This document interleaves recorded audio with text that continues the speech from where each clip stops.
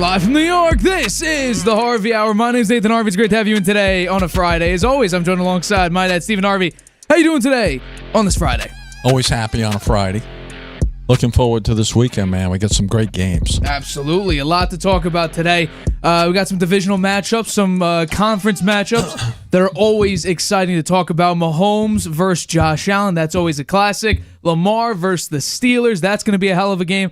A lot to talk about. It's Week 11. We're beyond the halfway point of the NFL season. The playoffs really start to come into picture right now of teams fighting for a playoff spot. But let's begin with last night's game because the Eagles didn't look so great in the first half. Commanders' defense surprisingly did a great job against the Philadelphia Eagles. But in the second half, Saquon Barkley finally broke out, ended with over 140 rushing yards along with 2 rushing touchdowns. While Jayden Daniels and this Commanders offense seems to have stalled over the past couple weeks, I would like to know, though, what was your full reaction to last night's game? Okay. My takeaway from this game for the Eagles, the incredible play of Saquon Barkley and the surprising performance of the defense since the bye week are the reasons the Eagles have won 6 straight. They've been great.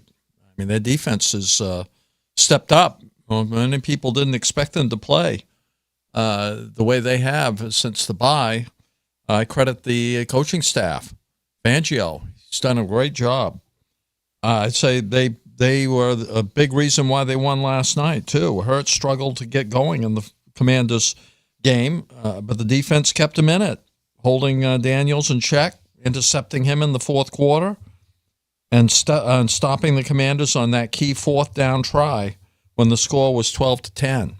I think that was a mistake, by the way. I don't have more to say about this, but I think that was a mistake by the coaching staff on the Commanders to go for it on fourth down. I mean, it was 12-10. There was only 8 minutes left in the game. They only had 2 yards to get, but they could have kicked the field goal and had the lead.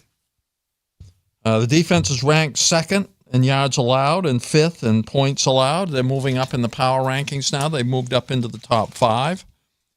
Barkley scored on a pair of fourth quarter TDs in a span of just 20 seconds that turned the what was a nail-biter game into a comfortable lead.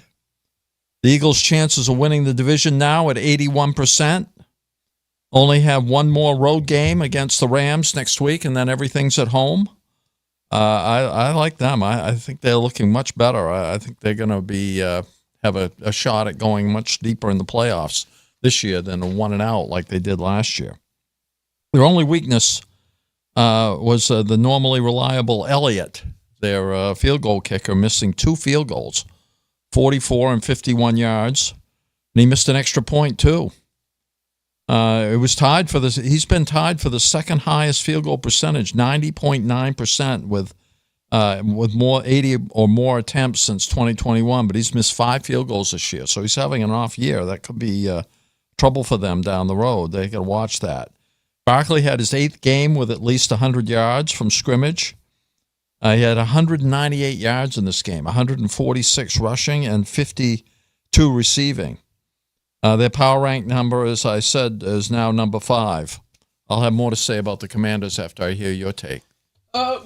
I think the most surprising thing is that the Eagles' defense, that was a massive problem last year, and I have the numbers, has finally woken up. And I sort of saw this at the very beginning of the season against Green Bay, where Jalen Hurts had 2 very bad turnovers right in their own territory, easy touchdowns for the Packers, and then the Eagles' defense was able to hold the Packers to only field goals. So very early in the game, it could have been 14-0, and it only ended up being 6-0, which the second half of last year, it would have been touchdowns instead of just field goals, and the numbers back it up. Compared to last year, the Eagles' defense has taken a massive step forward there. Think about it. Opponent points per game, 30th in the league last year. This year so far, it's now 6th. Total yards, it's ranked 1st in the league. It's giving up basically 0 yards. Yards per play, it's the best against that. Opponent passing yards a game, it was 2nd to last year. It's now 3rd in the NFL this year. I mean, look at it. Bottom 4 in basically every single category, and now it's top 5 in basically every single category. So the Eagles' defense is stepping up big time. But I think what's kind of surprising is, are we seeing the downfall of another Cliff Kingsbury second half of the year?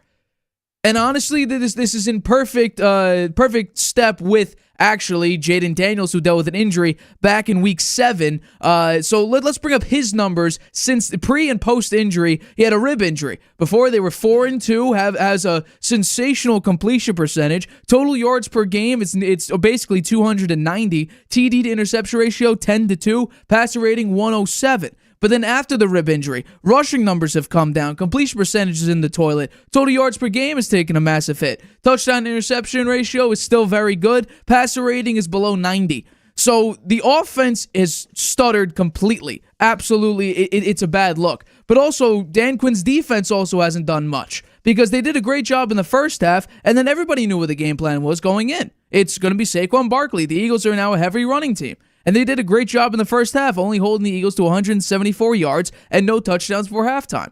And it seemed like they were doing great, because now Saquon is forced to bounce to the outside instead of going inside, and that's actually in the fourth quarter. What we saw Saquon succeed in was the inside runs, because the Commanders' defense was just simply worn down, having to chase around Jalen Hurts all the time, him scrambling, rolling out to the right, rolling out to the left, and making a couple plays. But offensively for the Eagles, I was not that impressed when it came to their $50+ million a year quarterback. There was a really bad on-the-run throw to A.J. Brown that wasn't even close, wide open. Devontae Smith had a couple drops in this game. Jalen Hurts, completion percentage by the end of it wasn't too bad. But, I took a look at this offense isn't great. In the first quarter, they got to pick up their offense. They are one of, if not the worst, first quarter scoring teams in the NFL. If they're going to go out and actually make a push for the playoffs, and that's very likely, but make a push for the Super Bowl, they're going to need to work on their first quarter offense, because a team, let's say they go up against the Commanders again, that's a potential opportunity for them.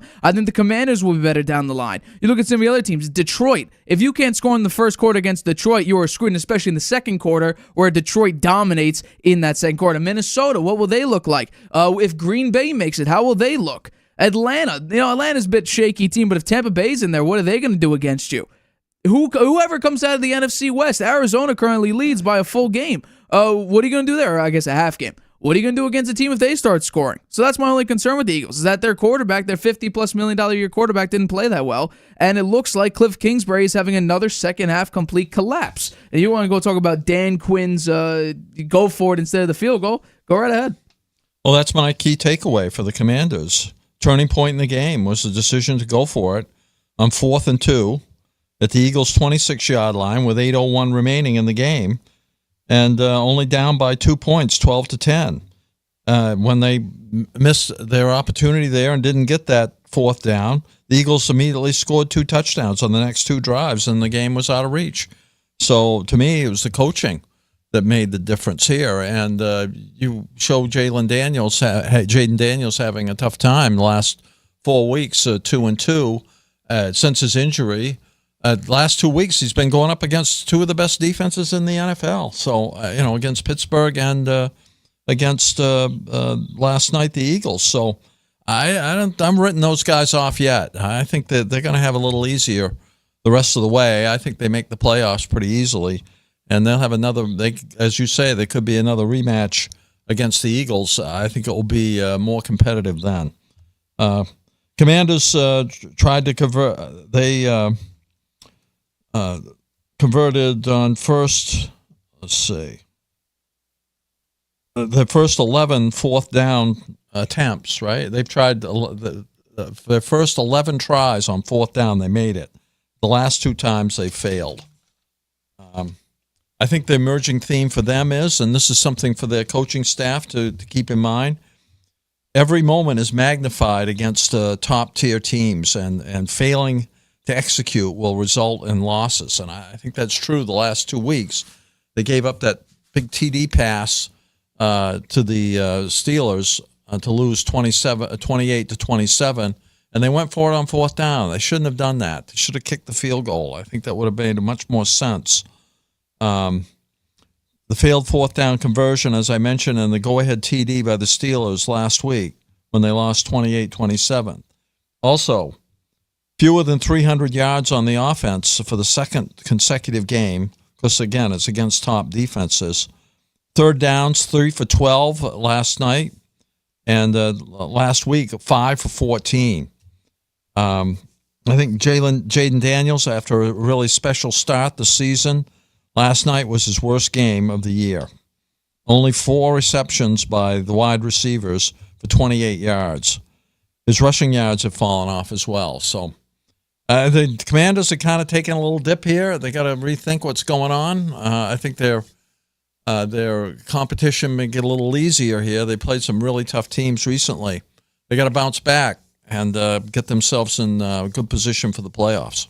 I would say last week actually was probably his worst week. Lowest completion percentage so far this season, and really he only had 202 yards, which was only 11 above today, but he had no touchdowns and no turnovers. He had a bad interception. But for me, this wasn't about the only coaching part I'll say is not going for it on 4th and 2. I got really no problem with that. Where was Terry McLaurin? He had 2 targets the entire game, 1 catch for 10 yards. You were dinking and dunking to Austin Eckler. If I'm going out and I don't really have star players on my team offensively, I'm going to look for the only star that I have on my team, which is Terry McLaurin. If I target him 2 times, how am I expected to put up points? How am I expected to win ball games? Pressure. You got a lot of pressure. Not really. He was pressured fewer times than Jalen Hurts was. He was only pressured on a little over a quarter of his dropbacks. Jalen Hurts over a third of his dropbacks. It wasn't about pressure at all. It was about just trying to get the ball out quickly because it could be the injury. He took a bad hit in this game.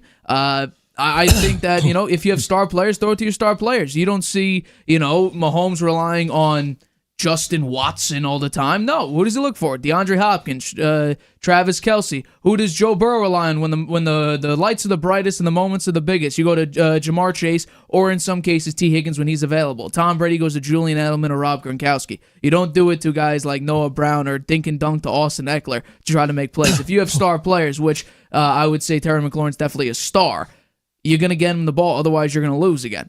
And then that's just my take on it, because they did a great job in the first half. Well, the Eagles did a great job of taking McLaurin away. He wasn't open. Well, they only had 2 targets. They just decided not to, and he wasn't covered that greatly. Well, they might have looked to him and then decide I can't throw it to him because he's covered.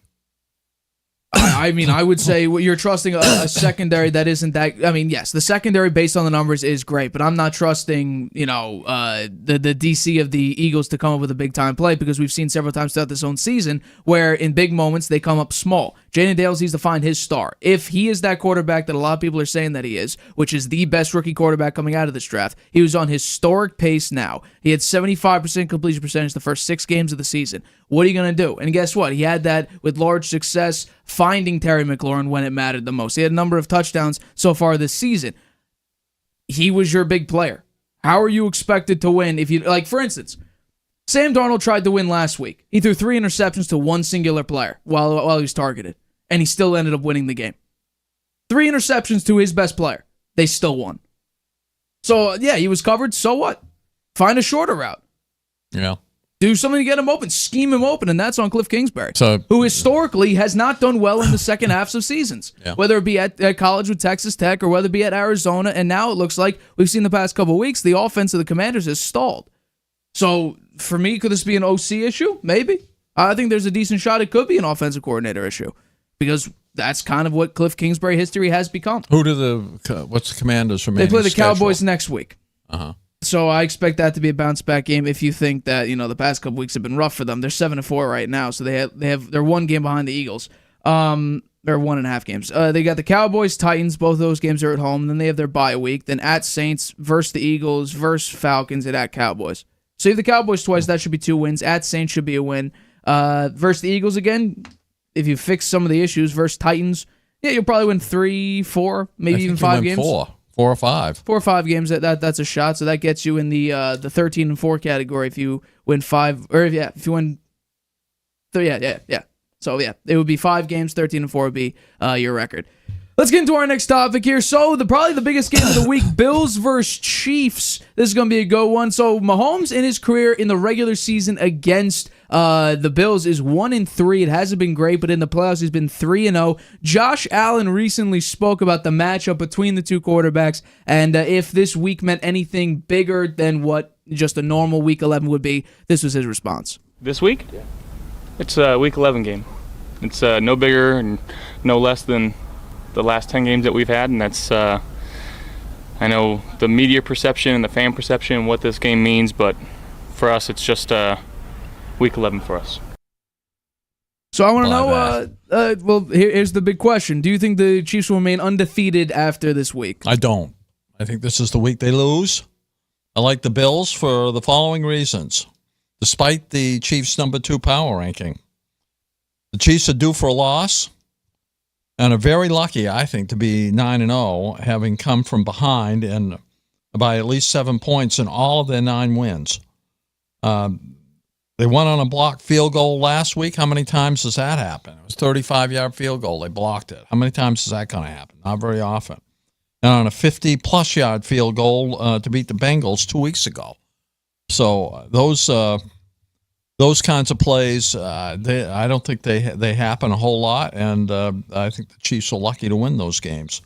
Mahomes is having a down year. He's banged up now with a bad ankle. His attempts, 311, a 10th.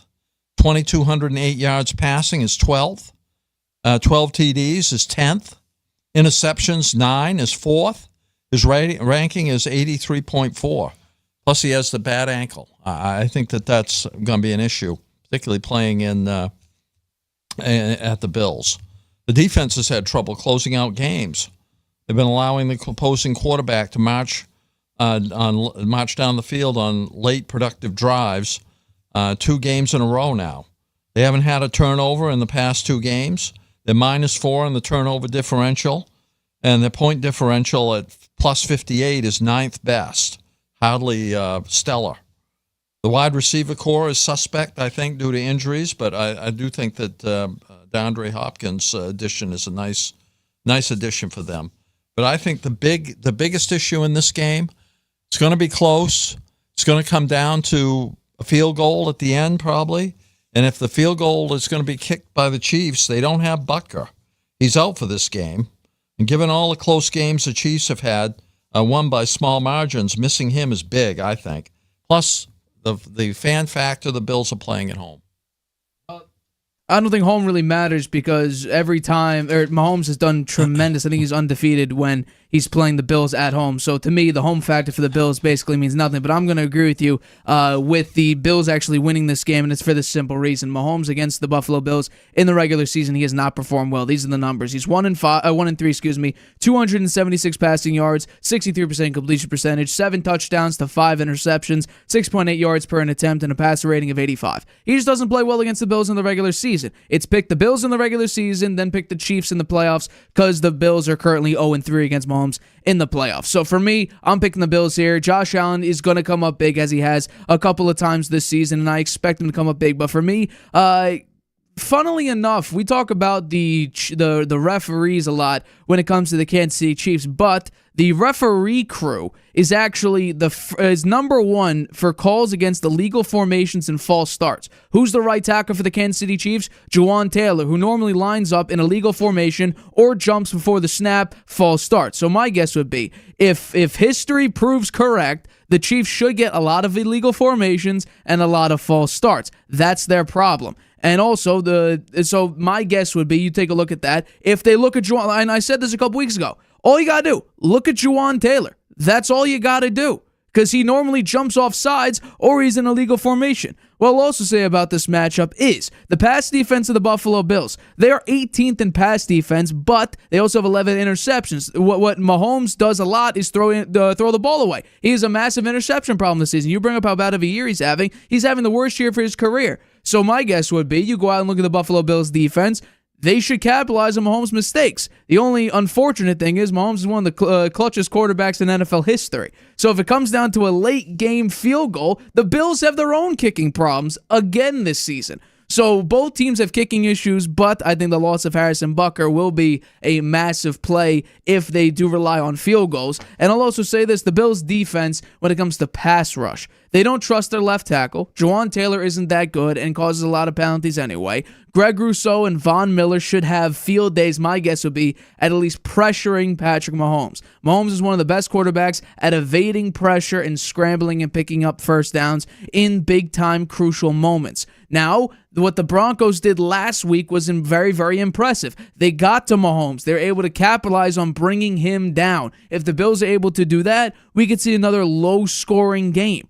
I would have feared if Pacheco was going that the Chiefs would somehow go out and win this game. He's not going this week. I'm looking at Ray Davis and James Cook to be the two X factors, because Amari Cooper right now is dealing with a wrist injury. Keon Coleman's out. Dalton Kincaid is out. Dawson Knox used to be rated as one of the top tight ends in the league. He was top 5 a couple years ago. But since Kincaid got there, he's taken over the main tight end spot. So when I take a look at the Buffalo Bills, will Dawson Knox reclaim that top-tier tight end role, which he hasn't had for a couple seasons? The likelihood of that against this kind of a Chiefs pass rush, a Chiefs defense, will be interesting to see, but I trust Josh Allen in the big-time moments to get it done, because in the regular season against the Chiefs, that's exactly what happened. And Mahomes, in the regular season against the Buffalo Bills, has come up small. I agree with you. The Bills have won 5 in a row by an average of more than 12 points, and look like the biggest threat, I think, yet to derail the Chiefs' unbeaten record. Allen is having a tremendous season.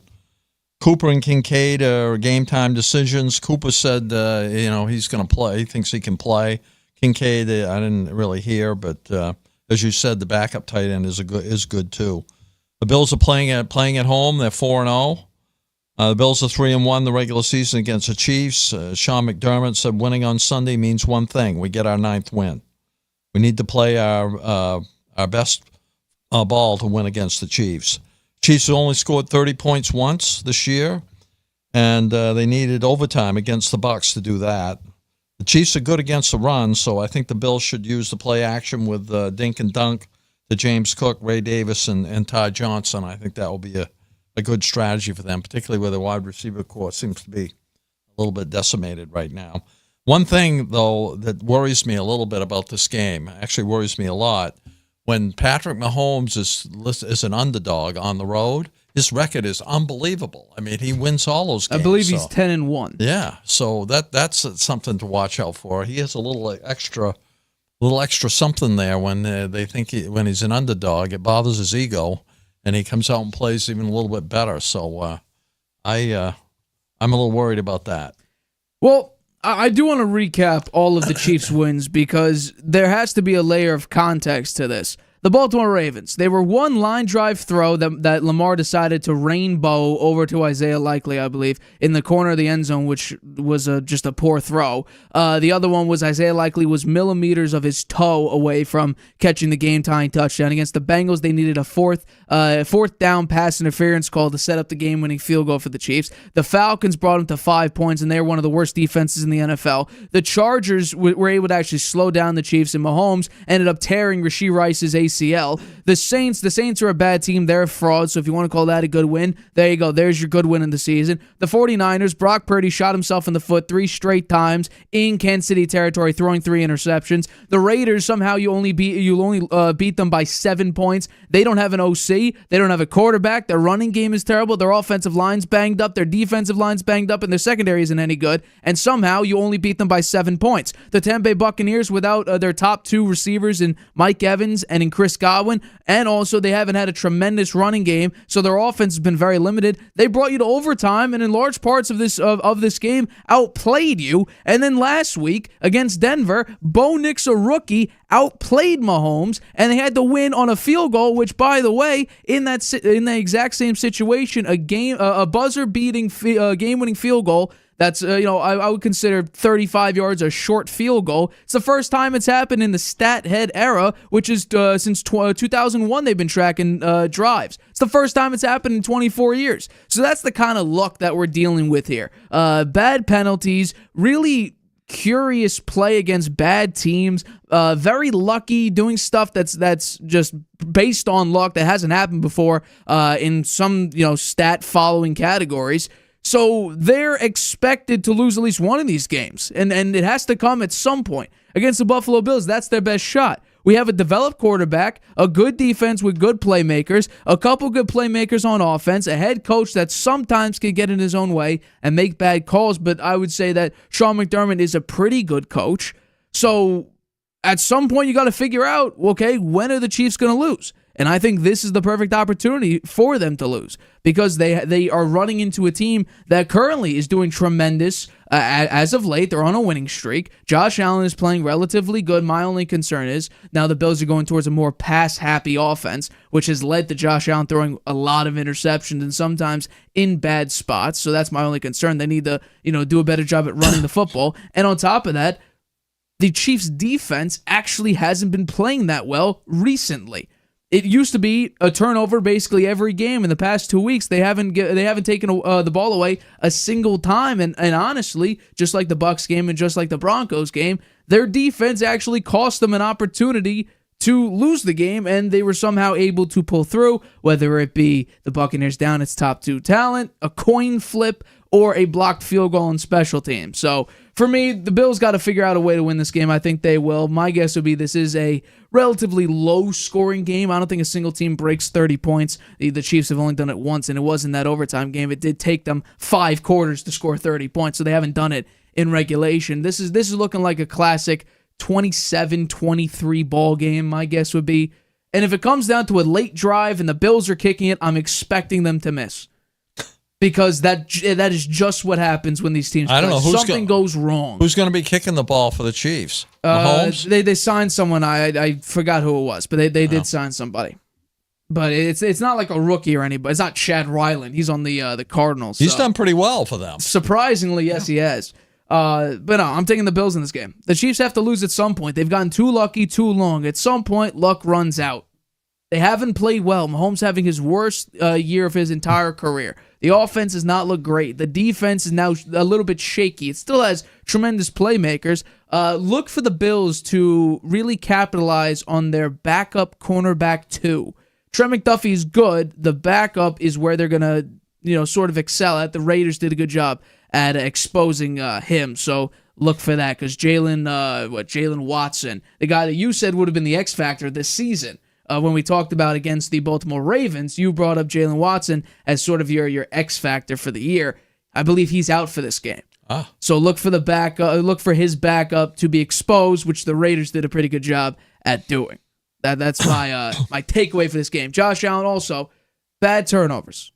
He's got to stop at the interceptions in really crucial moments, which I expect him to do because I want Joe Brady to play his style of offense. Run the damn football. That's all you got to do. Run the ball. Now, against the Chiefs' defense, it's going to be tough. It's going to be tough. Just run the football. I don't care if it's Ray Davis. I don't care if it's Ty Johnson. I don't care if it's James Cook. I don't care if it's Josh Allen. The Chiefs played the time of possession game very well. I think this could be a big game for Ray Davis. A good opportunity for him. He stepped up a few weeks back, came out of nowhere. Nobody knew who he was and had a great game. Here's a game where he could really shine. Make some nice carries, get some yards. I think he'll get his opportunity. All right, we're going to take a quick break, but coming up, the Baltimore Ravens headed over to Pittsburgh, and the Pittsburgh Steelers are 3-point underdogs at home. We'll talk about whether or not they should be underdogs, as well as we make our Week 11 picks, as we always do, and I need another bounce-back week for the Harvey Hour, and we'll break all that down and talk about that right after this. Traveling can be a nightmare. Why? You can't watch your favorite shows abroad. You can't trust public Wi-Fi spots anymore. And when you return, roaming bills kill your vibe. Unless you get a NordVPN and Saley deal. NordVPN will increase your privacy online.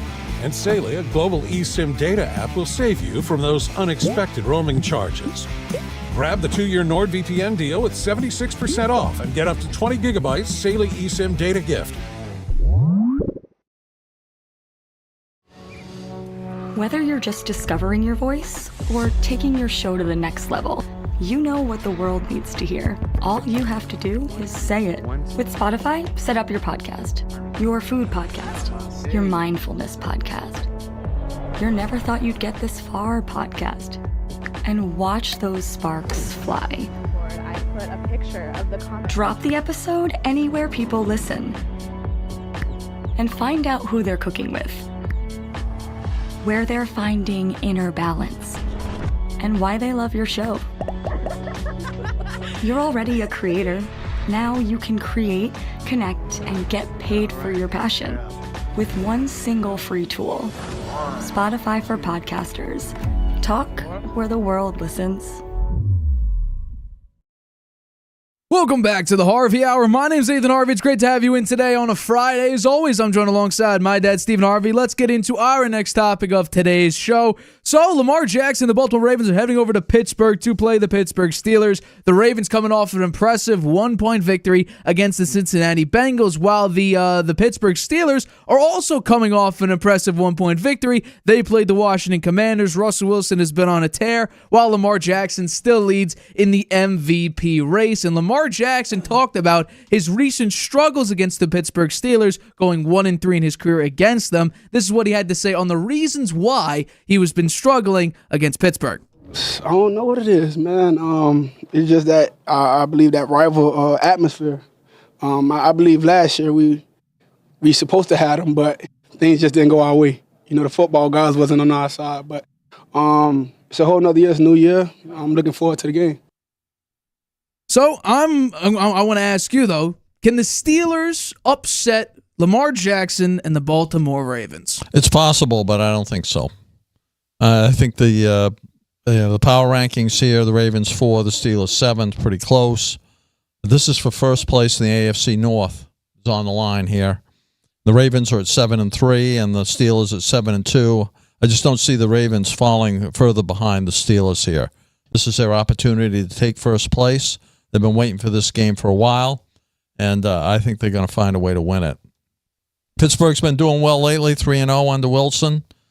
Had to come from behind, though, to beat the Commanders, and, that was an interesting game. The Ravens beat the Bengals by 1 point last Thursday. The Ravens' defense has been shaky against the pass, to say the least. They also average 8 penalties a game, which is second most in the league, and 68.3 penalty yards per game, which is the most. So they need to be a little more disciplined. The Steelers have an elite run defense, but they're going up against Lamar Jackson and Derrick Henry. They make up for the flaws on the defensive side with their offensive performances. And despite the Steelers having a very strong defense this year, I just don't think you stop Lamar and Henry for 60 minutes of a football game. I think they're going to find a way to make some big plays. Baltimore's 2-0 and 7 of 8 after losing their first 2 games. Lamar has 14 TDs in 4 games, a passer rating of 123.2. He's on track to the MVP 3. Henry leads the league in rushing with 1,120 yards, 14 TDs. The Ravens lead the NFL with 440 yards per game and 31.5 points. Their offense is really elite and fun to watch as well. Baltimore's extended the rest after playing on Thursday night last week. That could be a factor in this game. And the They're very incredibly efficient in scoring, 30-plus points in 6 of the last 7 games. I think they're going to beat the Steelers. And I'm on the opposite side of this. I'm going Steelers all day. Steelers over Ravens now, tomorrow, the following day. And I'll say they at least cover. Will they outright win? That's what my guess would be. But a safe bet would definitely be picking Steelers +3. First off, and also some sportsbooks have +3.5. That's a given. Take that every single time. Steelers and the Ravens, these games have been incredibly close most of the time. But, people hate when I bring up Lamar's playoff record and how poor he's been doing. Or even if I'm sure people would have an issue with me bringing up Mahomes against the Buffalo Bills. People rip on me for that. People rip on me for everything if I attack Lamar Jackson like he can't be touched. Well, guess what? I'm not stopping. Lamar Jackson against the Pittsburgh Steelers has been bad. Look how bad he's been. 1-3 record, 273 total yards a game, 58% completion percentage, 4 total touchdowns. Everyone says, but he's a runner too. Well, how about this? Total touchdowns and total turnovers is 10 total turnovers and 4 touchdowns. So that's not good at all. A passer rating of 66 and his team scores 19 points. Yes, very true. The Ravens offense so far this season has been incredible. But Lamar Jackson against a rival opponent like the Pittsburgh Steelers has not been good whatsoever. The big story here, though, is Lamar could play great. Lamar can play great, and there's a reason why he's the leading MVP candidate right now. But this season has really been because like where they're at right now, and a lot of the concern comes from the Baltimore Ravens defense, which has been absolutely abysmal. The numbers for the defense are shockingly bad because last year they were giving off 2000s Ravens defense vibes, and the numbers backed it up. This season, it's like a bottom 5 defense essentially in every category. Points per game given up, they're 25th. Opponent yards, total yards a game, they're 27th. Opponent yards per play, they're 27th. Opponent passing yards a game, dead last. Opponent passer rating allowed, 27th. They've given up they're 28th in opponents' first downs. Like, they're not a good defense whatsoever. And no team wants to run the football against them because you can find success in throwing the ball. That's why they're number 1 in rush defense and number 2 in running attempts allowed, because they're dead last in passing yards given up, dead last in passing touchdowns given up, and dead last in passing attempts. They're not a good defense whatsoever. Yes, you do get Kyle Hamilton back, and I'm sure that'll work wonders for you, but this season, as we've seen, it hasn't really done much because you still rank dead last in every category. So this Ravens defense against a Steelers offense that has really come alive under Russell Wilson, and one of the shock teams in the AFC has been the Pittsburgh Steelers because they're already 7-2. They need 2 more wins to get to the over 500 and continue Mike Tomlin's streak. Me and you both agreed, and even a lot of analysts agreed, that this year was not the year Mike Tomlin keeps his streak. Because so far, Justin Herbert ended, I believe, at the New York Jets. So the Raiders were his last game, I believe. 37, 26, 28 points scored in each of those games. Meanwhile, only giving up 15, 18, and then 27 to the Commanders. So this, for me, is a low-scoring game. Very low scoring. I think the streak continues. The Ravens don't put up 20 points. Lamar only averages 19.8 points. This is going to be a game where Russell Wilson can really sort of put down my take of him just, on this trend of being really poor, because he hasn't shown that. Yes, his wins have been against the Giants, Jets, and Commanders. Yeah. But I think that we respect the Commanders as a team. They're one of the best teams in the NFL, and, the numbers back it up, and the record backs it up. There's a reason why. They're 7-4. So win over them is great. But I think this is a game where we see that, could it be a high offensive game? I'm going with no. I think this would be a low-scoring game. My score for this game would be 24-20. 24-20, it sounds right. Give me the Steelers all the way. Steelers outright. Lamar doesn't play well. I'm sorry, people don't want to hear this. Lamar Jackson has bad games. Of course he does. But when he does have a bad game, we could point it out. He hasn't had many lately. He's had some really good games. He's had 14 touchdowns in the last 4 games. Yeah, no, he's played incredible. But when he does have a bad game, like he has in the playoffs, like he had in some of these games this season so far, or when he gets outplayed, it's not that he played poorly, it's that another quarterback outplayed him. So you think T.J. Watt... For instance, I think Joe Burrow outplayed Lamar Jackson both times. I can't say that, though, because people have a problem with it. Yeah, because he didn't win the game. You just said it. I did say it, and people are going to have a problem with it. He lost to Jameis Winston. The first game where Jameis Winston came in as quarterback, the Baltimore Ravens lost to the Cleveland Browns. I can't skip that. He didn't play well enough against a bad team to beat them. Yeah. Now, I think... Went down to the last play of the game. Well, I mean, he needed a touchdown. It wasn't like a game-winning field goal and they missed. They were down by 5 points and he needed to score a touchdown. But the fact that you're even in that situation and got shut down in the first half, which was very shocking. And by the way, you also lost to the Las Vegas Raiders the second week of the year. When I think, and again, I can't say this for whatever reason, they were trying to figure out their identity still. And then finally, week 3 against the Cowboys, it's, give it to Derrick Henry 20-plus times. It's working. And by the way, it's worked so well, they're 4-0 when Derrick Henry has 20-plus carries, which I brought up early in the season when he has 25 or more carries. I think he has I don't have the number in front of me. I think he has a 75% win percentage. I think he'll have more than 20 carries on Sunday. I think that might be a bad idea because the Steelers have the fourth best run defense in the NFL. He's going to be well rested, too. He didn't have a... You think TJ... Why would he be well rested? Because they played Thursday night. They have an extra rest. I think that's a factor. To me, it doesn't matter because Derrick Henry carries the ball so much. The rest might be a little beneficial, but going up against the fourth best run defense, and I understand that the Baltimore Ravens are the number 1 rush defense, but that's because everybody can excel against their pass defense. Who do you think the X factor is in this game? Just for one singular team or a side of the ball? Just one player out of both teams. Who's the X factor? It's going to be either T.J. Watt against a bad right side of the Ravens' offensive line, or George Pickens against either Kyle Hamilton or even Stevens on the defensive backside of the Baltimore Ravens is not good. He gets cooked, penalties, bad player. He's not very good. So George Pickens or T.J. Watt, because I'm saying Steelers win. I don't think there could be an X factor on the Ravens if they lose the game. I think it's T.J. Watt. I think the Ravens find a way to control him a little bit. So who's the X factor on the Ravens side then? Because how can an X factor Lamar Jackson. Well, I would say you say he plays bad. So if he plays well, he's the X factor. I mean, are you telling me that he doesn't play bad? Look at the numbers. The numbers back it up. This is Lamar Jackson against the Steelers in his career. Yeah. He doesn't play well. He's dominant across the entire, rest of the league except against Kansas City, the playoffs, and against Pittsburgh. This is a big game for the Ravens. I don't see him losing it. Well, we know what Lamar does in big games. And they lose this. The playoffs are the biggest games. They lose this game. Their chances of winning the North are not very good. Well, the Steelers also run into the Browns twice, Bengals twice, Eagles, Ravens again, and then the Chiefs.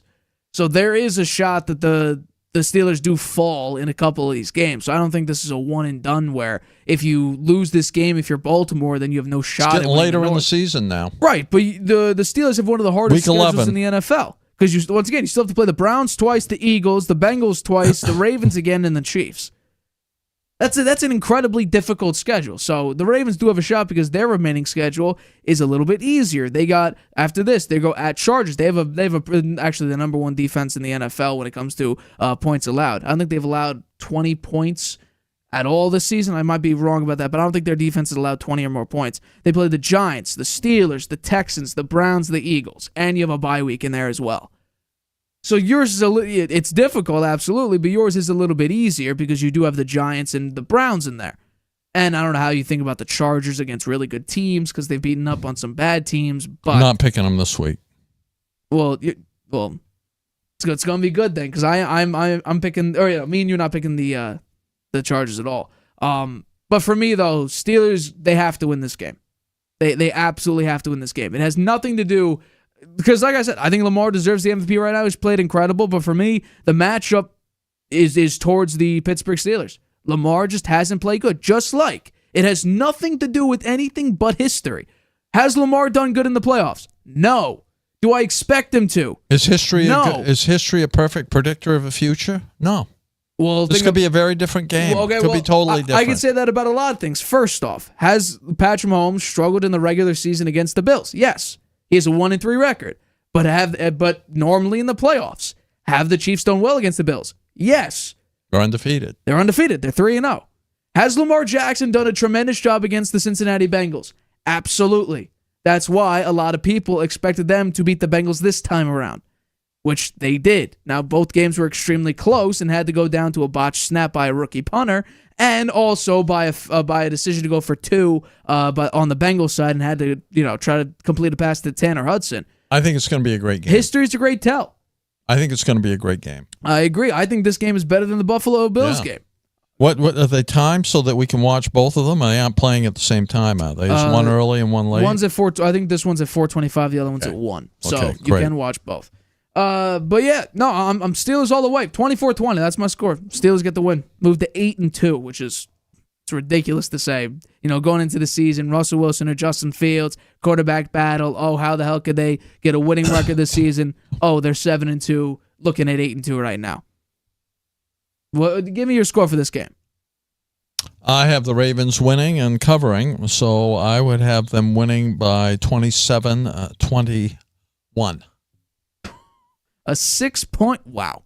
That's 27-21. That's interesting. Mike Tomlin also has a tremendous record as home underdogs. So throw it out there. He has a tremendous record. I believe he only has 7 losses his entire career. He has I think 19 or 20 wins. So go Steelers. They're not a part of the Harvey hot hand. I'm going to stop betting against some teams that screwed me over. So betting for the Falcons, that's done with. The Rams, they're too hit or miss for me to bet for them. So I don't know. We'll see. Harvey hot hand should be really good this week. And I have a 6th pick that I'll reveal not as a legitimate pick, but as a potential 6th pick. A 6th pick? So I do have a 6th pick. I really like one of them, but it's too high, and you can probably guess what point spread is. It's way too high for me to. Yeah, it's got to be the Lions. Yeah, it is the Lions. But speaking about Week 11 and the remaining picks, let's actually open up with that because every single week, this is what we do. We pick every single game of the NFL season. This past week was a bit rough one for the both of us. We struggled a little bit. I did English. I didn't actually do that poorly. I did have a losing record in the point spread first time in a while. I did have a winning record in the win-loss and the straight-up. So let's begin with, obviously, last night's game, which was the Commanders at the Eagles. I did pick the Eagles to win and cover in this game. I thought they'd be able to get it done. Saquon Barkley did have a massive impact, as expected. So I was able to start off this week 1-0 in both categories. Let's go on to the next matchup. The Jaguars at the Detroit Lions. Tank Bigsby and Trevor Lawrence have both been ruled out for this game. The Lions are 13.5-point favorites in this one. Mac Jones will be the starting quarterback for the Jaguars, and I expect the Lions to do what the Vikings didn't do, and their defense actually show up, and for the offense to separate and have Jared Goff. Now, he did just throw 5 interceptions, but I expect it to actually expose a bad Jacksonville Jaguars passing defense and actually be able to cover this point spread. Again, I've said this now for 2 weeks, actually 3 weeks straight. The Lions are the best team in the NFL. They don't need luck. They just need to play extremely well, which they have. They have played extremely well the entire season. So give me the Lions and give me the minus 13.5 points, but I'll take it all day. The next one is the Packers at the Bears. I'll take the Packers and the points straight up for me. The Chicago Bears are not a good football team. Meanwhile, the Green Bay Packers, Jordan Love just has to worry about his turnovers. He's been very reckless with the football. It hasn't looked great whatsoever, but I expect him to get on the right track against a Bears defense that is not great. And honestly, the Packers defense, Xavier McKinney is one of the top 3 safeties in the NFL, and they actually have 2 guys in the top 10 for safeties, according to PFF. So I expect the defense to show up big time. Caleb Williams just lost to Drake May and the Patriots, who don't have an offensive line, who have the worst supporting cast in the NFL, whose defense has been kind of exposed so far this season, and they're able to sack Caleb Williams 9 times. He was completely lost, and I think since that Hail Mary, the Bears have just been completely off. They already fired their OC. Thomas Brown is going to be in there calling plays, and he actually was demoted from play caller after 3 weeks when he was the OC of the Panthers. So, not a great look for the Bears. I'll take the Packers to cover the point spread and win on the road. The next one is the Rams at the Patriots. Rams, what were they doing on Monday night? I understand. It's going to be a late game, or you played Monday night, late game. They have to travel cross-country to verse the New England Patriots. I expect them to do better because I expect them to do what they should have done against the Miami Dolphins and run the football and play good offense. Matthew Stafford, get the ball to the playmakers because, yes, if the Patriots play zone, we saw it in a number of games this season, they could be exposed. Marte Mapu defensively is not a good defender, but when they play man, Christian Gonzalez, he's a very good cornerback. When they play man, there's could be serious problems for the Los Angeles Rams. But it looks like I don't know if it's been official yet, but Christian Barmore may make his season debut after dealing with, I believe, blood clots earlier on in the year. He was out indefinitely, but he's at least practicing again, which is very impressive to say the least. I expect the Rams, though, I think Matthew Stafford's still underrated this season. They dealt with a lot of injuries. They're getting healthier and healthier. So I expect the Rams come out, win by, I would say, a touchdown and cover a -4.5 point spread, beat New England. The Falcons defense played last week. I expect different things from the Cleveland Browns. Also, the Saints rushing defense is not good whatsoever. I think Nick Chubb could have a phenomenal game this week. I expect Jameis Winston to tone down the turnovers and make some good throws, keep the ball out of harm's way. I expect the Browns to upset the New Orleans Saints on the road and obviously cover a +1.5 point spread. The next one's the Vikings at the Titans. The Vikings right now are falling apart. They've lost their past two games, they won this past game, but they've lost the prior two. But the defense looks nothing like it has since the first sort of kind of half of the season, where they were the number one defense in the NFL. They were blitzing the hell out of people, number one in pressures, number one in sacks, all of that. They were a tremendous defense, and Brian Flores' defense now does not look the same. Also, Sam Darnold has put the ball in harm's way too much. He's too reckless with the football. Luckily, they're playing against the Tennessee Titans and Will Levis at quarterback. I expect the Minnesota Vikings to come out on top, to look like the Vikings that we knew earlier on in the season, and if they don't, I'll just label them what I labeled them this prior week after the Jaguars game. They did win it, but I labeled them frauds because that's what they were. They were frauds. Mac Jones scored the only touchdown in that entire game. They only kicked field goals, the Vikings offense did. I expect something differently against one of the worst scoring defenses in the NFL in the Tennessee Titans. Give me the Vikings and give me the points on the road. Cover a -5.5 point spread. The next one is the Colts at the Jets. I'll take the Colts straight up victory over the Jets in this one. The Jets are not a good football team. They're not. They lost a bad game to the Arizona Cardinals, who have one of the worst defenses in the NFL, and the Jets did not score a single touchdown.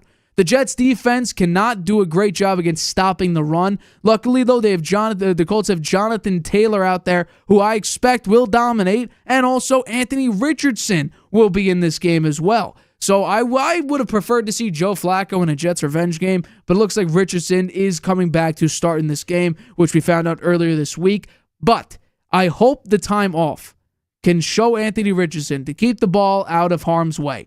He was when he was eligible in the stats category, he had the lowest passer rating, lowest completion percentage. Yes, he led in average depth of target and yards per attempt. That was great. But interceptions, completion percentage, passer rating, overall QB grade by PFF, it was all garbage. He was the worst in the league. So I expect him to learn something from this and hopefully come up big and able to upset the New York Jets, who just are not a good football team.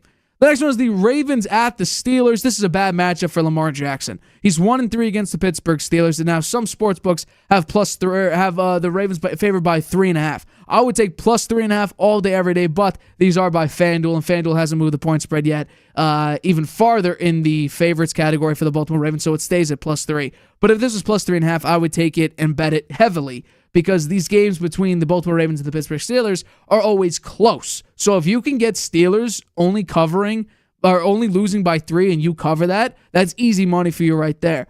So this is a bad matchup for Lamar. He hasn't played well against the Pittsburgh Steelers whatsoever. The offensive line could be a serious situation, a bad situation against a great Steelers defensive front. TJ Watt should wreak havoc.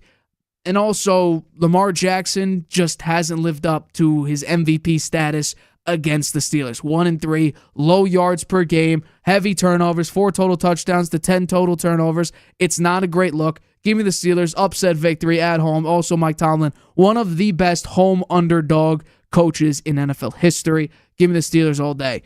The next one is the Raiders at the Miami Dolphins. The Dolphins were tremendous on third down.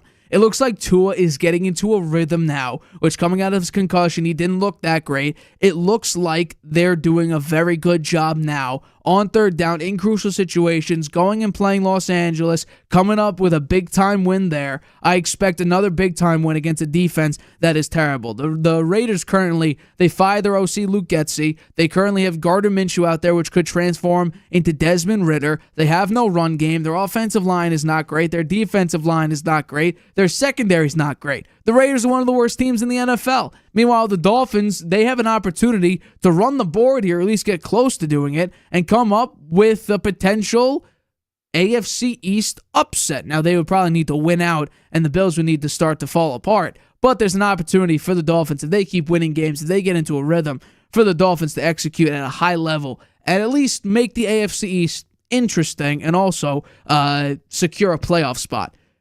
Next one is the Seahawks at the San Francisco 49ers. Chris McCaffrey is back again. This will be a second week back. I expect the 49ers to win this game and win this game heavily. The last time they played, the 49ers took care of the Seattle Seahawks. It wasn't even close. And again, Brock Purdy, great quarterback, but this year, a little bit of a down year. He's now on this big MVP run that everybody's arguing about because Lamar, his performance with his team is just kind of, taking the NFL by storm, although I think Josh Allen, if he beats the Chiefs, my guess would be he does surpass Lamar. But the Seahawks are just not a good team. Banged up offensive line so much so that the starting center for the Seahawks today, 27 years old, did just retire. So they already have a replacement center for this game.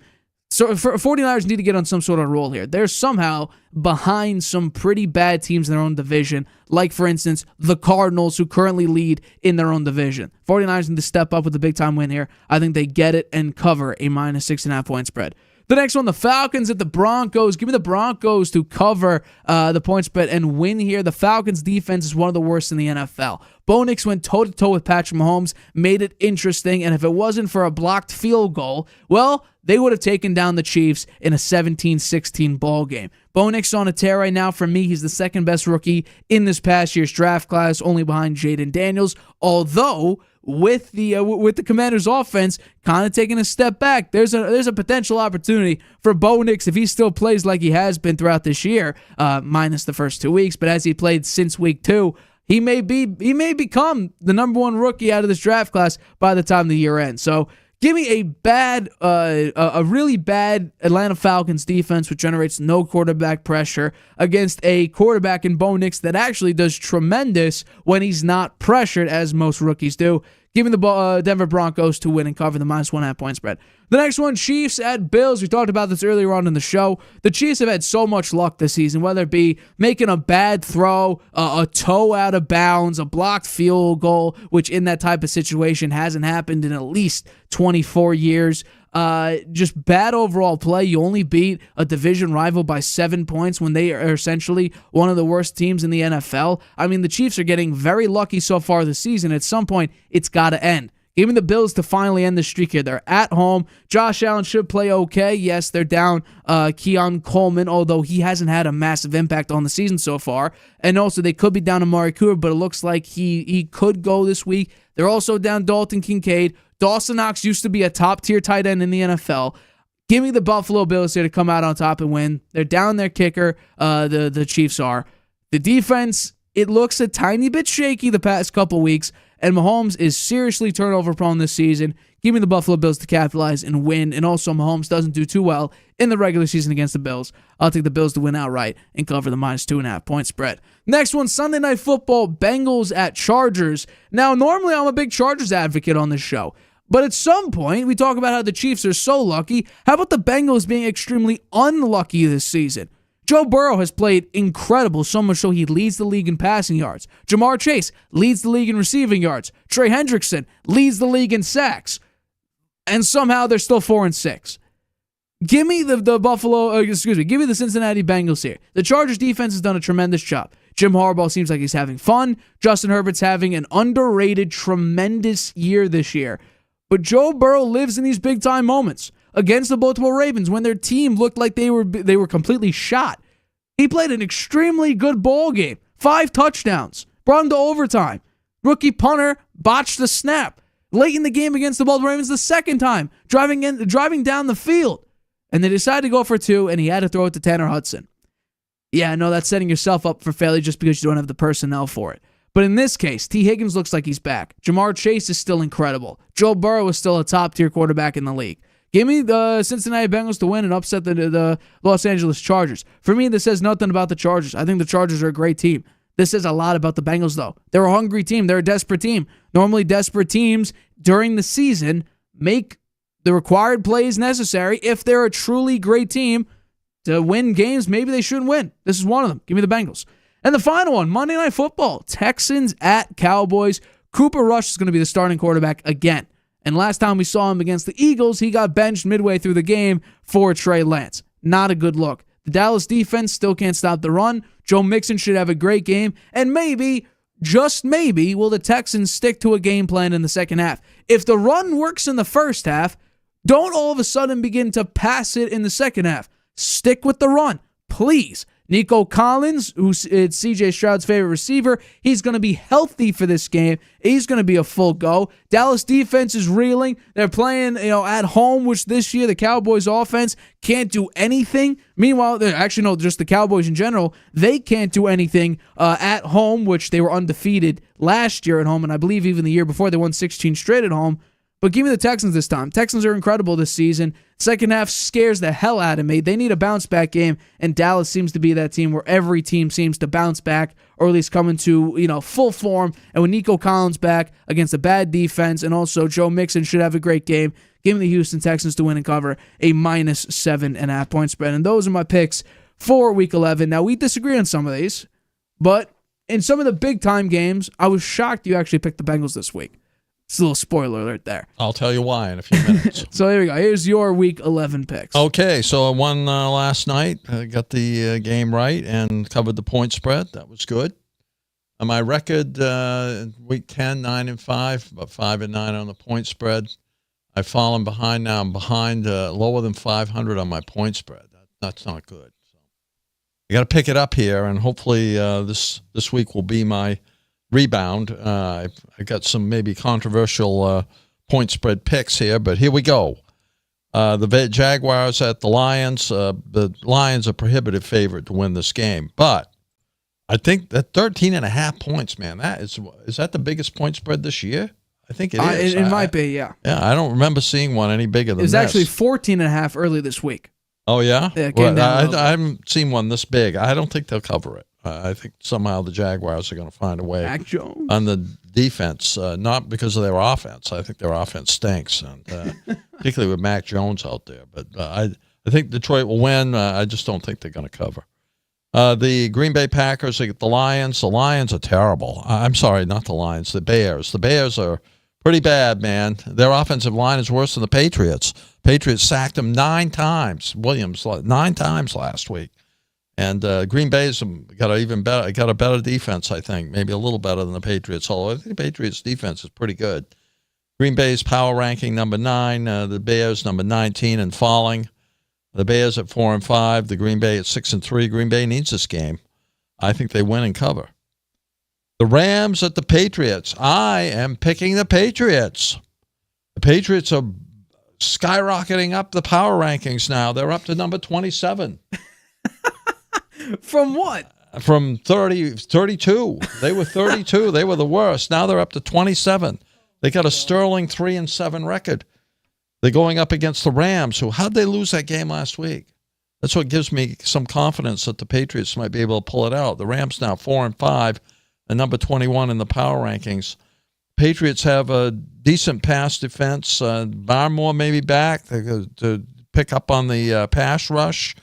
The Rams, they got the elite wide receivers. That's the thing that worries me about this game. But given the way the Patriots played against the Bears, I don't think the Rams are that much better. I like the Patriots in this game. The Browns at the Saints. The only reason I'm picking the Saints is the fired coach, Dennis Allen, 2 weeks ago. The Saints came out and found a way to win with their new coach. They're playing at home. Browns are terrible. 2-7, power ranking 26. The Saints are much better, 3-7, power ranking 23. Point spread's 1.5. I think the Saints find a way to win at home. The Vikings at the Titans. The Vikings kind of falling a little bit here. Sam Darnold kind of playing like he has in the past, throwing a lot of interceptions. Still has the confidence of his coach, who came out and supported him here last week. Their defense, as you said, not playing as well, but they're going up against the Titans. I think the Titans have a good defense. They don't give up a lot of yards. They do give up a little too many points, but their power ranking at 30, the Vikings at 6. I'm sure the Vikings are going to win, but I don't think they cover the point spread. I think it will be a close game. The Colts at the Jets. I'm picking the Jets. I think the Jets, they're out of it. There's been 127 teams with their record at this point in the season since 1990. Only 2 of them made the playoffs. So the chances of the Jets making the playoffs now is 0. But they're going to find a way to tantalize their fans by winning a few games here, and I think this is one of them. The Colts with Richardson out there, he really has not looked very good. In my mind, he's a rookie because he got hurt early in the season last year and didn't play. The power ranking is 22. The Jets at 25. The Colts at 4-6. It's a big win. It could be a big win for the Colts. They need this win badly, but they are playing on the road. And the Jets, I just think they find a way to win this game. They've been inconsistent all year. This would say, you don't expect them to win. At least you don't. And I think they find a way to win. The Ravens at the Steelers. We talked a lot about this game. I'm picking the Ravens and to cover at -3. The Raiders at the Dolphins. This is a game of pretty poor teams. The Raiders ranked 31 in the power rankings at 2-7. They have no quarterback. The Dolphins 3-6, number 20. They have rebounded some. They won last week. 2 are looking better now, coming off the concussion. Point spread at -7. I'm giving it to the Dolphins. Seattle against San Francisco. Poor Seattle. They started out so good, and then they've lost 5 in a row. The power rankings dropped to 17. San Francisco 5-4 now. Their players healthy again. Power ranking number 13. With all their players healthy, Purdy looks like a elite quarterback. Against the Seahawks playing at home, I think they cover and win the game. Falcons at Broncos. I like the Broncos a lot. I think they're a fun team to watch. I like Bo Nix. He really looks good out there. A take-control guy for a rookie quarterback. It's kind of unusual, actually. They're 5-5. Their power ranking at 15. The Falcons at 6-4, power ranking 14. These are very closely matched teams. I think the Broncos win it because they're playing at home. Point spread -1.5. I think they cover. We talked a lot about the Bills and the Chiefs. I got the Bills. I think this is the week that the Chiefs lose, and that won't be an undefeated team in the league anymore. Josh Allen could be an MVP candidate here. If he could win in this game would help his cause in that regard. Point spread's -2.5. I think the Bills cover. Bengals at the Chargers. I picked the Bengals, Nate. I know you're surprised by that, but the reason I picked them is they're desperate. At 4-6, they have to have this game. The power ranking at 18, they're pretty far behind the Chargers at 10, but I think the Bengals are going to find a way to win this game. It's Sunday Night Football. Joe Burrow having a really good season here. They've been unlucky. I mean, they've come so close. They've had a lot of losses by one score and by a point or 2 points, 3 points. I think they have to have this game, and I think they'll find a way to win it. The Texans against the Cowboys, the battle for Texas. I think the Texans are going to win this game. They need this game. They've been a little spotty lately. They've been losing some games you might have thought they would have won. Power ranking at 12. The Cowboys are out of it. They're at 3-6. Power ranking at 24. I say play Trey Lance. Why not? I don't think Cooper Rush is taking you anywhere. The point spread 7.5. I think the Texans cover, and those are my picks. You know what? I agree with you. Why not start Trey Lance? Yeah, why not? You gave up a 4th-round pick for him to do what? They're going nowhere. Why not find out whether he's got anything or not? They said everyone said the reason for Trey Lance doesn't play well, he hasn't had an opportunity. Well, here's the opportunity. And Trey Lance's reasoning for wanting to go to Dallas was because he even said he wanted to go to a place where he has an opportunity to play. Yeah, well, here's the opportunity he's to play. He's been the third-string quarterback since he got there. Yeah, and I think the opportunity here for Dallas is if he does play well, you're not going to trade Dak Prescott. You owe him $60 million a year for the next 3 years after he comes back next year. $231 million. Yeah. So he's going to be playing. If Trey Lance plays well, you could get a good draft pick for him. That's true. You could trade him to somebody. You gave him a fourth-round pick right now for him to sell. Trade him to the Raiders. Well, we've seen recently Jerry Jones, talent acquisition spotty. Really spotty. Yeah. No real offseason acquisitions except Ezekiel Elliott. Eric Kendricks is not bad, but no real game changers. You give Dak an overpaid contract. You wait till the 11th hour, the 59th minute to sign CeeDee Lamb. Jerry Jones says, well, we're going all in and all in. What a shame. What a shame with that. Honestly, maybe all in for the first overall pick. Maybe that's what he meant. Yeah, maybe. Because apparently that's what they're looking at right now. At.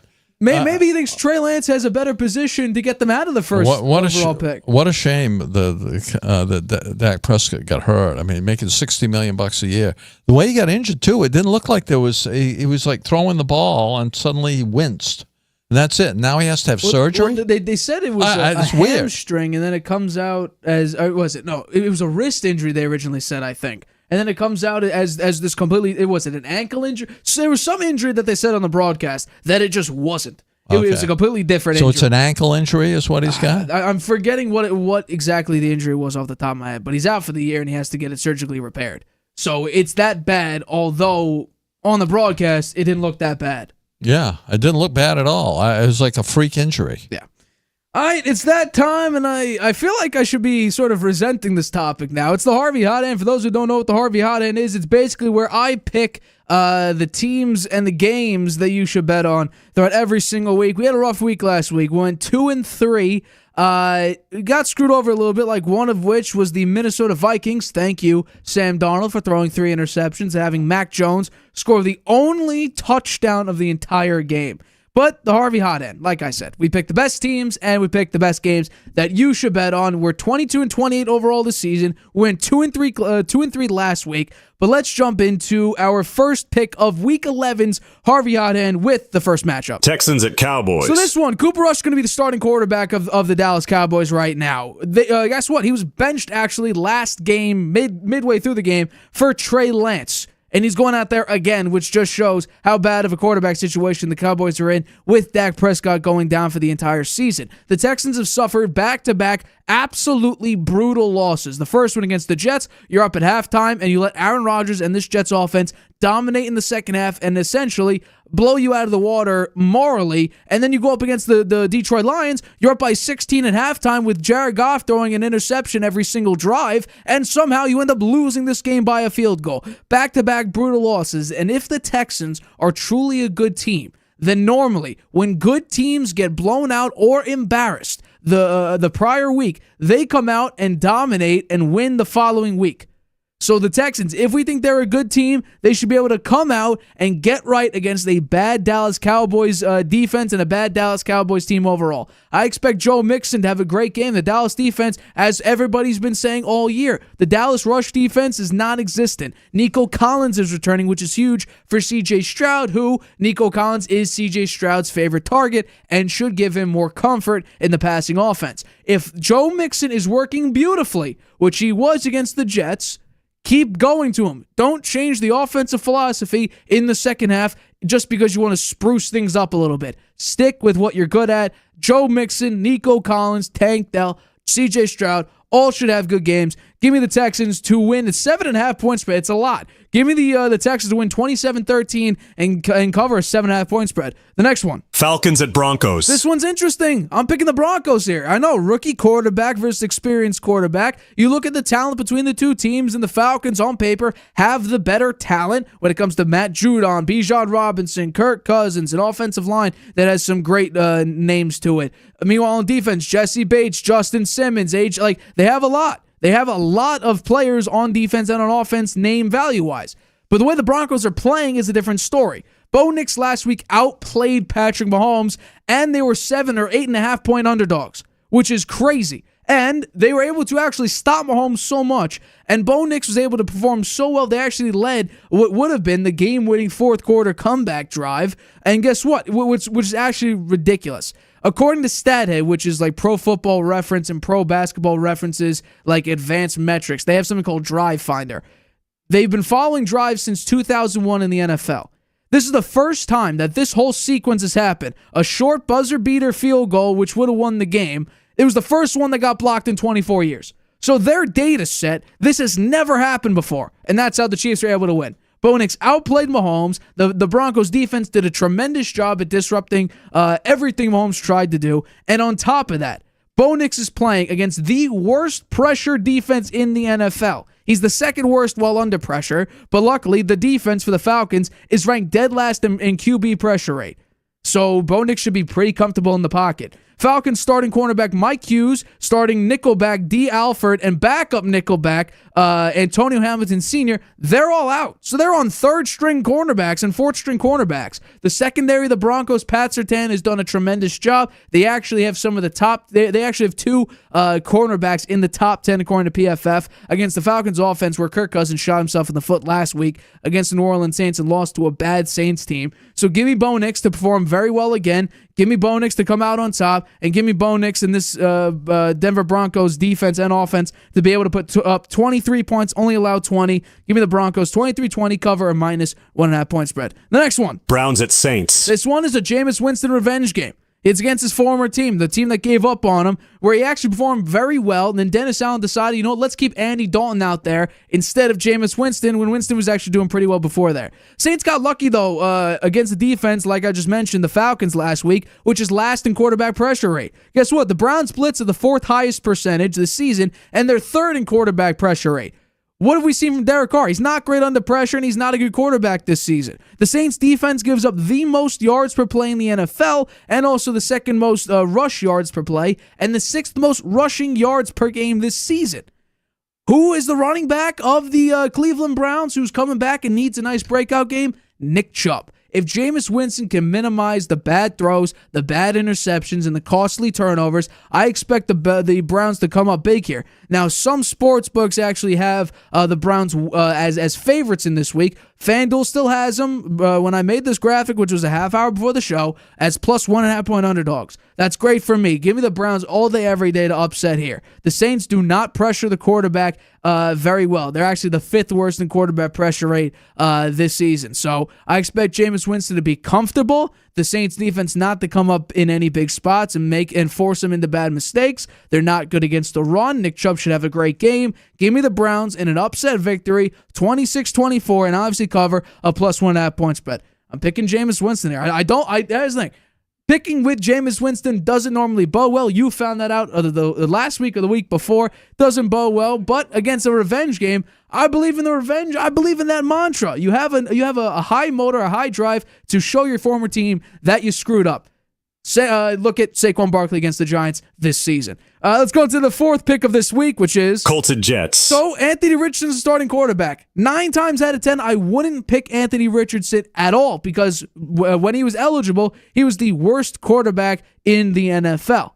And what's funny is that they actually backtracked their statement after the game last week. Shane Steichen said, Joe Flacco's going to be our quarterback this week, and backtracked on that comment. I think, honestly, I don't love it, but for the Jets' sense, I could actually be worried because the Jets did not do very well against mobile or athletic quarterbacks. And I'm going to rattle off some names which they struggled against, and some of the names might shock you. For instance, Kyler Murray. They weren't able to score a touchdown against the Arizona Cardinals, and they also couldn't stop Kyler Murray for putting up a decent amount of points. Also, Bo Nix. They struggled against Bo Nix.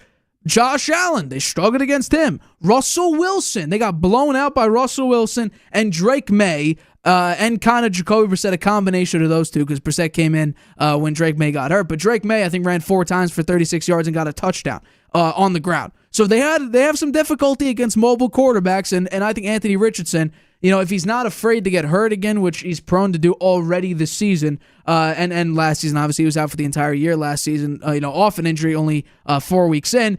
He needs to run more. or give it to Jonathan Taylor, and hopefully he'll make magic happen. The Colts have 2 of the top 10 best interior defenders, so I expect Rodgers to be uncomfortable. Tyron Smith is going to be out for this game, so I expect the defense of the Colts to generate some pressure.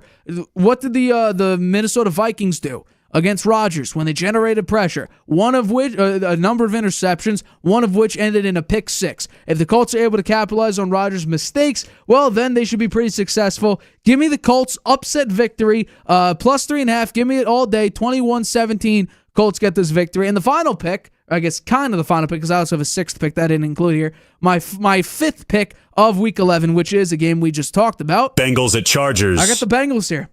Desperate teams make desperate decisions. Thankfully, it's not the offseason. Otherwise, I'd be shaking in my boots because normally that means they're going to make the bad decision. But mid-season, when good teams get desperate, they come out with a fiery passion that teams that are kind of just cruising normally don't have. They're fighting for their playoff hopes. This will be this. If they do miss the playoffs, it'll be a back-to-back year missing the playoffs. The Bengals have just been a very unlucky team this season. There has been, since 1990, one other team that has had a passing leader, receiving leader, sack leader through 11 weeks. It was the 1990 49ers. Their record, 10-0 through 11 weeks. The Bengals have that this season. Joe Burrow's the leading passer. Jamar Chase is the leading receiver. Trey Hendrickson is the leading he's the sack leader. And they're 4-6. They've been very unlucky this season. A botched snap by a rookie punter led into what would have been, or what became a Derrick Henry 50-plus yard run, which set up a game-winning field goal. And then again, against the Baltimore Ravens, Joe Burrow plays tremendous, and then they had to throw it to Tanner Hudson, missed 2 face masks and a defensive pass interference, and they end up losing that game by 1 point. You also lose to the Chiefs on a 4th down defensive pass interference call. Like, they've been extremely unlucky. I expect that to change in this week. Joe Burrow is the highest graded quarterback when under pressure. He has T. Higgins back, which should add some comfort here. So those are my 5 picks. Texans minus 7.5, Broncos minus 1.5, Browns plus 1.5, Colts plus 3.5, and Bengals plus 1.5. The only other game that I would pick is Lions minus 13.5, because I think Mac Jones is going to get absolutely stormed. He's going to get absolutely destroyed, because what's crazy is pressure rates for the Lions are actually up with Aiden Hutchinson out. They were about 30%, a little bit above 30% pressure rate. Now they're about 35% pressure rate because they need to blitz more to generate that level of pressure since Aiden Hutchinson's not there. But as always, hold on, let me get the tagline in. This is brought to you by Dr. Squatch. Go to www.drsquatch.com/the Harvey Hour or use the link in the description. Get 3 free Fight Scrub bricks. That's a $24 value. Absolutely free with an order of $30 or more for new customers. That's www.drsquatch.com/the Harvey Hour or use the link down below. $30 purchase or more for new customers. You get 3 free Fight Scrub bricks. $24 value. Absolutely free. I'm going to ask you, as I always do, first off, what do you think of my picks? And then I assume you have games that you think are easier to bet on. So Take it away. I think it's pretty good. The ones I would swap out, I think, would be Colts against the Jets. I'd swap that for the Vikings Titans. The Vikings are going to beat the Titans. Well, it's funny you say that because you have, let's bring up the point spreads. You have the Titans covering. I don't. I have the Titans minus 5.5. No. So hold on. So do you think that I should have had Titans covering the plus 5.5 then? If that's your bet. Are you saying I replace Colts plus 3.5 against the Jets for Titans plus 5.5? Actually, you've called me on that. I'm wrong. Okay, so the other game there, I'm surprised you didn't pick Green Bay at the Bears. So Green Bay plus 5.5 or minus 5.5. Yeah.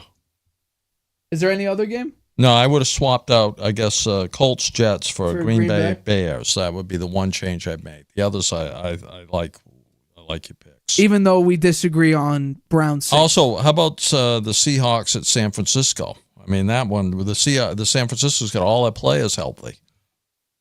Right? That's true. Although I think Kittle, Williams, and they don't have Ayuk. Ayuk is out for the year, but Pearsall looks pretty good. He had a touchdown last week. Although the injury report has Trent Williams, George Kittle, and someone else that's slipping my mind. They're all questionable. They're on the injury report today. So I expect them to play, but who knows? They could be out. I would just say for the record, the other two substitutions I made last week, I was wrong on both. Both missed. Yeah. I think I have them here. Yeah. I can bring them out quickly. Yeah, they were. I had San Francisco, right? Do I not have it? I thought I did have it. Yeah, you wrote it down. I don't know what you did it with was it. on Friday's show, so it would have been deeper down in the pile. But yeah, so you say switch Colts +3 for the Packers -5. Yeah. I was thinking about that, but division rival, it's tough to guess those. That's why I don't have the Steelers in there. I would have picked the Steelers +3, but it's just too close of a game. But I think for this episode of the Harvey Hour, we thank you for the constant support as always. Week 11 should be a tremendous week to watch. I think Steelers-Ravens, that's the game of the week. Probably a lot of people would say Chiefs-Bills just because of the Mahomes-Allen rivalry. And when you look at the Ravens, there's been no consistent Steelers quarterback that he's had to face against, just like the Bills and the Chiefs had Josh Allen and Mahomes. But just look at the team matchup there. They're going for the division right there. The Steelers are the shock team in the AFC. They're 7-2. They are. And the Chiefs are undefeated. But they haven't played This is their well. big game. This is their litmus test against the Ravens for the lead in the AFC North. They win this game, then they're definitely for real. I don't know. Russell Wilson, I still don't trust him. We'll see what happens. Yeah, we will. It should be a fun game to watch. But for this episode of the Harvey Hour, my name is Nathan Harvey. That's my dad, Stephen Harvey. We have been your hosts of the Harvey Hour. Catch us Tuesday, 6:30 p.m. Eastern, to recap all of Week 11 right here on YouTube. Shout out to our number one fan, Grandpa. Glad you're home. Hope you're feeling better. Traveling can be a nightmare. Why? You can't watch your favorite shows abroad. You can't trust public Wi-Fi spots anymore. And when you return, roaming bills kill your vibe. Unless you get a NordVPN and Saley deal. NordVPN will increase your privacy online. And Saley, a global eSIM data app, will save you from those unexpected roaming charges. Grab the 2-year NordVPN deal with 76% off and get up to 20 gigabytes Saley eSIM.